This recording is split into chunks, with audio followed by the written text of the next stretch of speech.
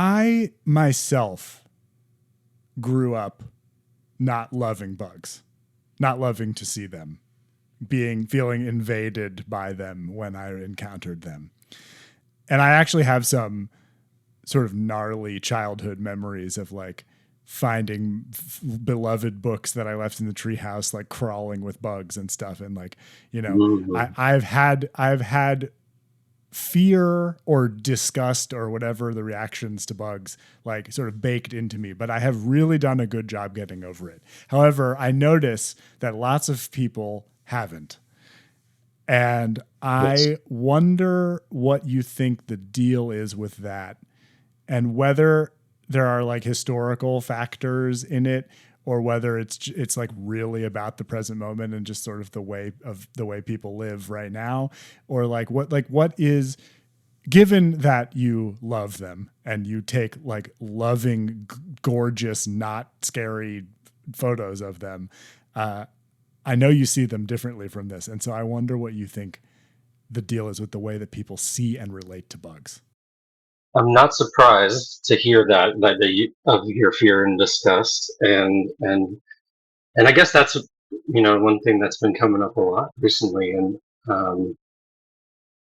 as I've posted more and more bugs, my loving pictures of bugs, and shared that more and more, is realizing just how big that fear and disgust is for some people and collectively. And I think I posted about that recently, about our collective bug trauma and our collective bug karma. And, um, we all have, most of us, I think, have experiences like that, where we have encountered bugs that have bitten or stung or disgusted or annoyed us to some degree that has left a serious impression on us, and in ways that a lot of other, even maybe animals that we consider threatening, like snakes or wolves or bears or sharks, we may not even encounter one of those in our lifetime. Some people, you kind of got to go looking for those a little bit more. And so bugs, they're in our lives, and we've had these encounters, and we have also probably killed more bugs than anything else in our lives. And just the feeling that was coming up recently, someone posted that they had unfollowed someone else for posting high quality or pictures of bugs, high resolution pictures of bugs, with no sort of warning, sensitivity warning, or content warning, or something like that. And I talked about their trauma response, or triggered, and it just, the feeling that came up was, wow, this is so much bigger than one lifetime. And that's what got me thinking about the karma of bugs too. And not only have we killed a lot of bugs in our individual lives, probably inadvertently at best, if not on purpose, or just out of reflex almost. But bugs have killed a lot more of us than almost anything. I think they say, mosquitoes alone have killed more people than most other animals. And so it just,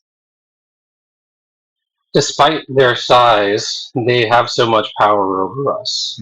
And I feel like that instills a fear and disgust, like you said, and they are very alien to us in so many ways. A lot of other vertebrates, mammals, fish, frogs, whatever, we can see ourselves in them, I think, a little bit more easily than insects. And insects, there's a sort of indifference to their nature that I think people find threatening sometimes, and there's just sort of the qualities about them that make them hard to relate and make them seem sort of alien. I think they show up in science fiction as the aliens a lot, usually insectoids, and they're omnipresent in almost, in most cases on Earth, and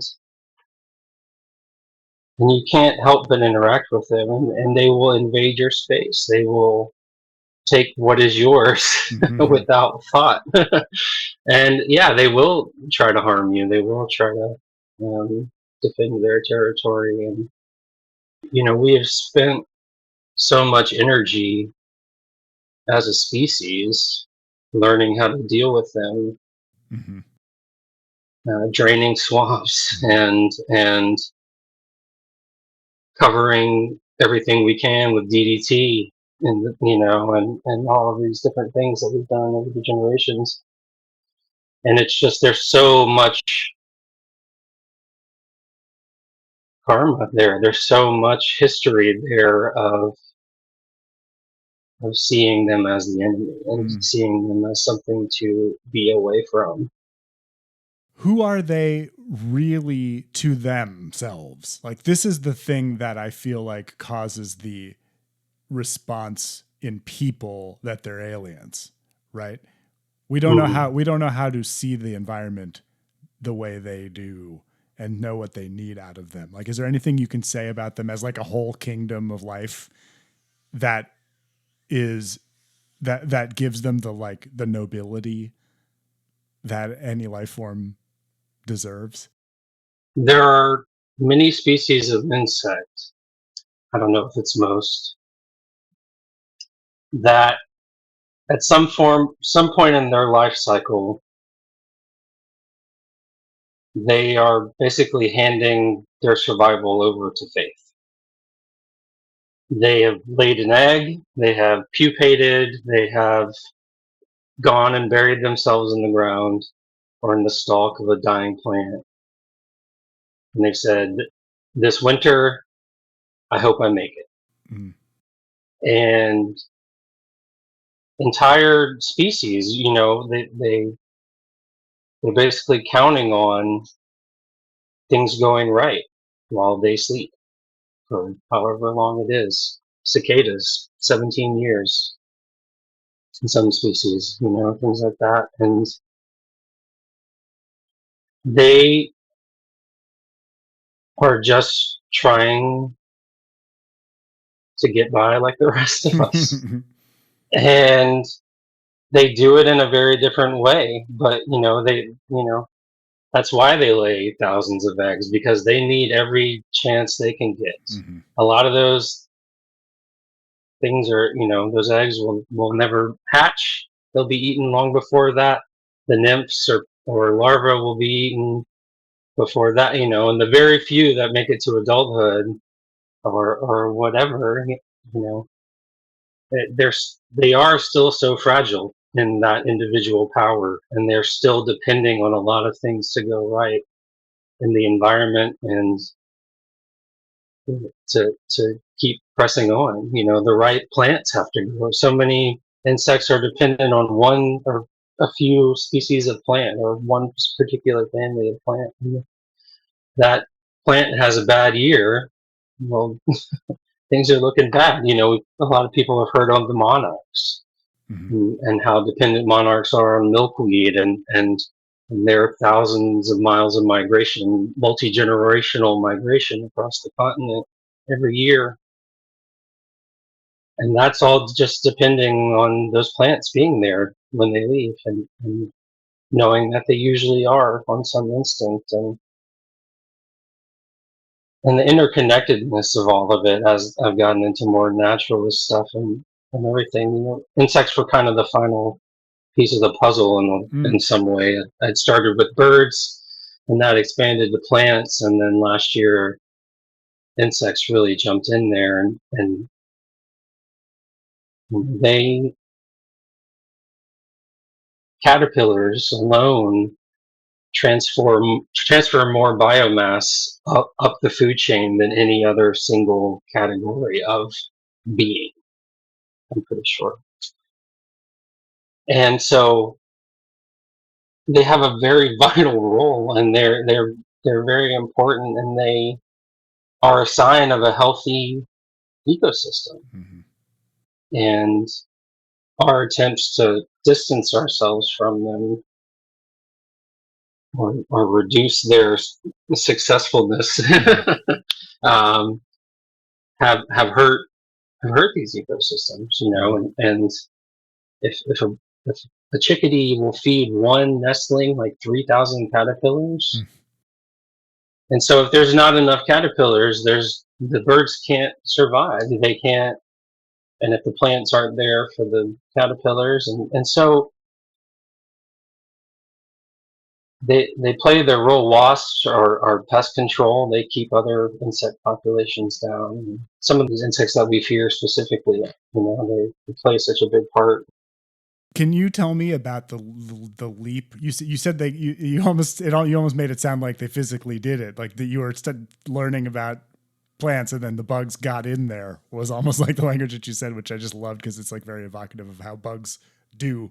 But Yeah, yeah. can you tell me more about that from like the point of view of your studies? What were you hitting on that turned you in that direction? Well, it coincided with doing my master naturalist training last year, and we had this amazing weekend for our arthropod workshop where we Dr. Charles Allen is a brilliant botanist, and he's gotten into insects in his retirement as well. And he has like a mile and a half trail with moth sheets, but with this mercury vapor lights, and it brings in thousands and thousands of moths every night, and insects of all kinds. I think I saw 240 something species of moth that in 2 days or something like that Whoa. on those moth sheets. So just in his few acres of amazing land that he's built up native plants on for decades on now. But so that master naturalist training sort of coincided with my discovery of or my falling in love with this bug called the scarlet-bodied wasp moth, Mm. which is a moth, a day-flying moth that is bright red with black translucent wings and white-tipped antenna, and he's got these metallic blue iridescent spots all over them, and um, I had been hearing about them since moving back to Louisiana from Oregon, but I'd never seen one. And then all of a sudden, during my master naturalist training, I saw one for the first time, and then I saw one here at home for the first time just a couple of days later, and then I saw like three in one day, and I was just in love. And then one morning, this one dying boneset plant was covered in 2 dozen of them, which I was phenomenal, and these moths, they're dependent on this one genus of plants, Eupatorium, and they collect toxic compounds. The males collect toxic compounds from these plants, and to protect themselves and to shower the females with as a chemical defense before and after mating. And they're the only species in the world that does this. Mm. And they live here, South Louisiana and around the Gulf Coast. And discovering this beautiful, strange creature that has all these, natural warning signals, bright red, looks like it's a wasp mimic. It looks scary. It's telling you to leave it alone. Mm-hmm. And it's so gentle, and it's so small, and it's so beautiful. And there's just something about it that it changed. There was a connection there, I guess, that was made, that deepened, and I started to see more and more insects around, and started to really pay attention to all the different pollinators. Which then, as I was looking at the pollinators, I would see the other bugs on the plants, the spiders and the ants and everything else, and it's a dance. It's this beautiful, web, I guess, of life and beauty and strangeness that is almost invisible to us most of the time. Mm. And when we take that closer look, it's incredible what we will start to see. So it started from one species. Surely it wasn't like the first time you had run into bugs in your learning about naturalism. Yeah, I've been learning about them more, and when I would see one, happen to see one when I was out doing naturalist stuff, it'd be like, oh, cool. Mhm. But Mhm. there was a shift there where I started looking for them, you Right. know, and where this spring I was flipping up the underside of oak leaves every morning, just because every time I did, some alien would be there, you know, and so yeah, it was. I continue to be amazed. So you had some kind of awakening about that layer of reality that this one being or species brought you through into, and you just used the word alien again, and you said, and also in your description of the beauty you used the word strangeness also, as though like that's part of what's beautiful. Does it become more familiar feeling to you, this the natural world itself, as you get more like of a vaster perspective? Like the more the far the like maybe there's like a middle where it's like this is very weird and different from my own environment, but like is that what it feels like? It's like you push past that and suddenly there's this like great beyond that feels like home. Yeah, absolutely. One thing about the naturalist work that, like spiritual work, or for me, the line between them is more and more blurred anyway. But it does. As you go deeper, it expands and expands, and you start to learn the rhythms of these insects, these bugs. You start to know where they're going to be. You start to know what role they're playing. As I'm looking through photos and learning more about them, and learning how to distinguish one species from another, they become more and more familiar, and I can notice when there's a new one around that a new dragonfly that I haven't seen before, kind of thing. And yeah, that familiarity and that feeling of there is much a part of being here and being home, and the place that you are in as everything else. They are as big as the plants, as big as the trees, as big as the bears. They're beings to be appreciated, and so often they're not only unappreciated but villainized in their alienness and their strangeness. And the more and more I look, the more and more I see that they are as delicate and beautiful and intricate as any flower or sunset or any other beauty of the natural world. They have it all in them.